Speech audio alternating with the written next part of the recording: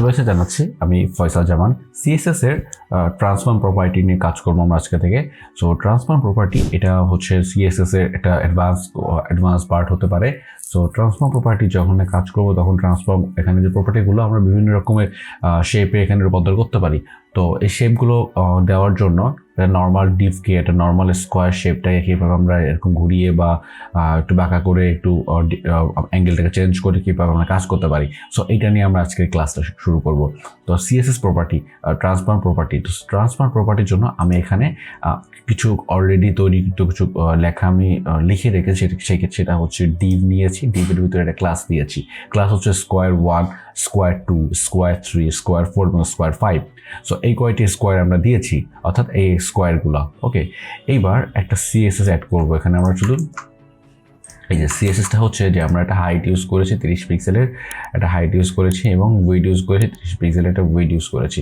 আচ্ছা, ব্যাকগ্রাউন্ডের জন্য আমরা এখানে কিছু একটা লিনিয়ার ব্যাকগ্রাউন্ড, আমরা এখানে গ্রেডিয়েন্ট ব্যাকগ্রাউন্ড ইউজ করেছি। আপনি চাইলে কিন্তু এখানে নর্মাল ব্যাকগ্রাউন্ড ইউজ করতে পারেন। নর্মালি হচ্ছে এখানে ব্যাকগ্রাউন্ড লিখে যে ব্যাকগ্রাউন্ড কালার হচ্ছে রেড দিয়ে যদি সেভ করেন দেন সেটা ডিসপ্লে হবে। ঠিক আছে, ডোন্ট ওয়ারি।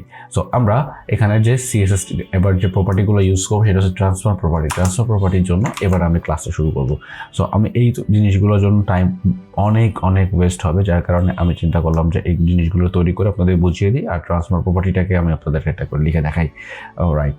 সো প্রথমে যে প্রপার্টি থাকবে সেটা হচ্ছে আমরা এই ক্লাসটাকে নিব স্কোয়ার 1। স্কোয়ার অ্যান্ড 1টাকে আমরা এখানে, যদি এখানে বুঝতে অসুবিধা হয় অবশ্যই আমাকে জানাতে হবে। আর দ্বিতীয়ত যদি আমি আরেকটু এক্সপ্লেন করি যে এখানের যে প্রত্যেকটা আলাদার জন্য আলাদা একটা করে এখানে কালার এসছে কীভাবে। সো এই কালারে আসার ব্যাপারটা হচ্ছে আমি প্রত্যেকটা যেহেতু ট্যাগ ডিভ দিয়েছি, সো ডিভটা আমি একটা সিএসএস সিলেক্টরের ভিতরে আমি সম্পূর্ণটুকু গ্লোবালি জিনিসটাকে তৈরি করেছি। এইবার হচ্ছে আমি একটি ক্লাসের উপরে আমি শুধুমাত্র এই ট্রান্সফর্ম প্রপার্টিটাকে ইউজ করে দেখাবো যে কোনটার কাজ কেমন।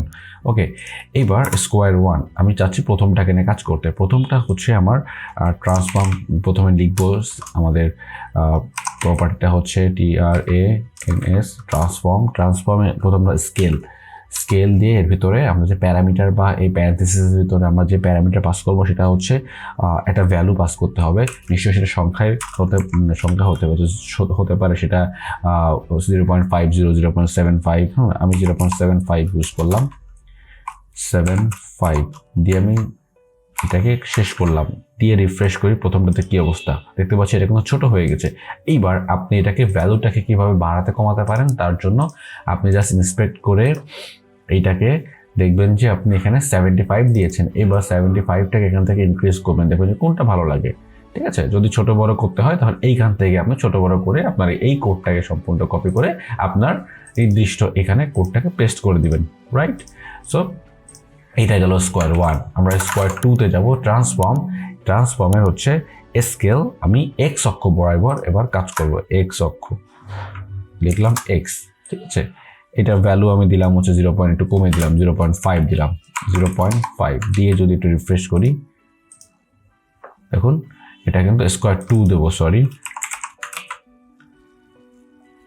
পরেরটায় কাজ হবে। আচ্ছা, এটা হচ্ছে এক্স অক্ষ বরাবর এটা। আর যদি আপনি এই সেম জিনিসটা যদি আপনি ওয়াই অক্ষ বরাবরে কাজ করতে চান সেক্ষেত্রে ওয়াই লিখবেন, বড় হাতের ওয়াই। লেখার পর দেখবেন যে এটা এখান থেকে এখানে একটু চ্যাপটা হয়ে গেছে, উপর থেকে নিচে থেকে চেপে গিয়ে ওখানে ডানে বামে প্রসারিত হয়েছে। তো এটা হচ্ছে এক্স অক্ষ ওয়াই অক্ষ বরাবরের ট্রান্সফর্মের স্কেলের কাজ। ঠিক আছে। আচ্ছা, স্কেলটাকে যাওয়ার পর আমরা রোটেট নিয়ে কাজ করবো। এবার আমরা এটার নাম দেবো হচ্ছে 3 হচ্ছে, যেহেতু 3 নাম দিয়েছি, 3 নামে একটা ক্লাস আছে যে, যার কারণে আমি 3 নাম দিয়েছি। সো এখানে রোটেট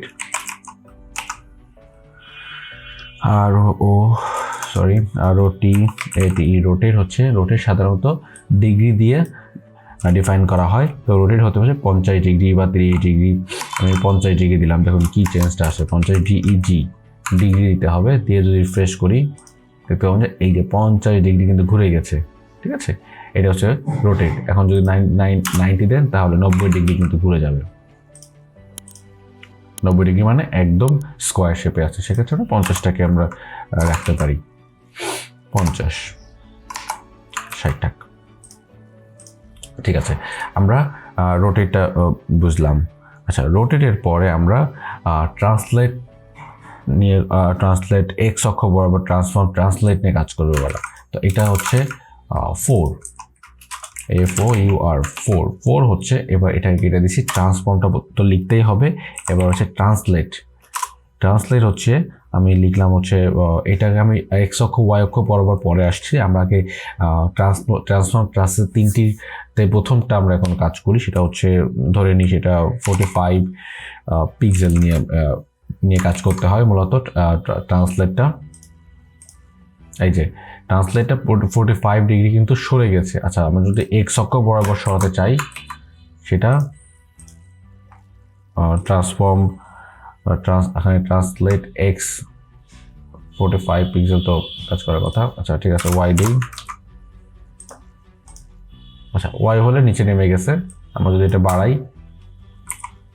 80 পিক্সেল দেই, এই যে এটা নিচে নেমে গেছে। এটা শুধু আপনি ট্রান্সলেট হচ্ছে যে এই ডিফটাকে আপনি এখানে নিতে পারবেন, এখানে নিতে পারবেন, ইচ্ছা মতো এখানে পিক্সেলটাকে ইনক্রিজ করে এটা আপনি যেখানে সেখানে মুভ করতে পারবেন। সো এটা হচ্ছে ট্রান্সফর্মের কাজ। সো আমি ট্রান্সফর্ম 45 ডিগ্রি দিয়ে এখানে সেভ করি, 45 পিক্সেল দিয়ে এটা সেভ করে এটা এখানে চলে আসবে। আচ্ছা, ট্রান্সফর্মের কাজ শেষ। এবার হচ্ছে আমি 5-এ চলে যাবো। 5, সো 5-এ যে জিনিসটা হচ্ছে রোটেট, আমরা রোটেটের নিয়ে কাজ করবো। রোটেট এবার মাইনাস দিয়ে দিলে কি হয়? সো -45 ডিগ্রি দিলে এটা উল্টো চলে যাবে, উল্টো ঘুরবে এটা। আচ্ছা, রোটেট ট্রান্সলেট 45 ডিগ্রি, সরি আমি এখানে পিক্সেল লিখেছি, এখানে কাজ করে নিই ডিগ্রি। আচ্ছা, এটা উল্টা ঘুরবে, যে উল্টা ঘুরে গেল। সো এটা হচ্ছে মাইনাস দিলে হচ্ছে উল্টা ঘুরবে, প্লাস দিলে হচ্ছে রাইট ওয়েতে ঘুরবে। সো এই ছিল হচ্ছে ট্রান্সলেটের কিছু প্রপার্টি, স্কেল এক্স ওয়াই বা হচ্ছে এক্স স্কেলের কিছু প্রপার্টি, রোটেটের কিছু এখানে প্রপার্টি আমরা সব করে দেখলাম। সো আমি চেষ্টা করেছি যে জিনিসটাকে একটু সাজিয়ে করার জন্য, যার কারণে এই যে কোডগুলো আমি অলরেডি তৈরি করেছি, আপনাদের জন্য এই জিনিসগুলো লাগে তাহলে আমার ডেসক্রিপশন বক্সে পেয়ে যাবেন, আপনি চাইলে সেগুলো ইউজ করতে পারেন। এইবার জাস্ট সিম্পলি এখান থেকে আপনি এক্সপেক্ট করে প্রত্যেকটা পজিশন কোথায় রাখতে চান, যেমন ট্রান্সলেটর নিয়ে যদি আপনি পজিশন চেঞ্জ করতে চান সেক্ষেত্রে এবার এখান থেকে ভ্যালু বাড়াতে পারেন, কমাতে পারেন। এই যে ঠিক আছে, এবার আপনি চাইলে এখানে এক্স লিখতে পারেন, ওয়াই লিখতে পারেন।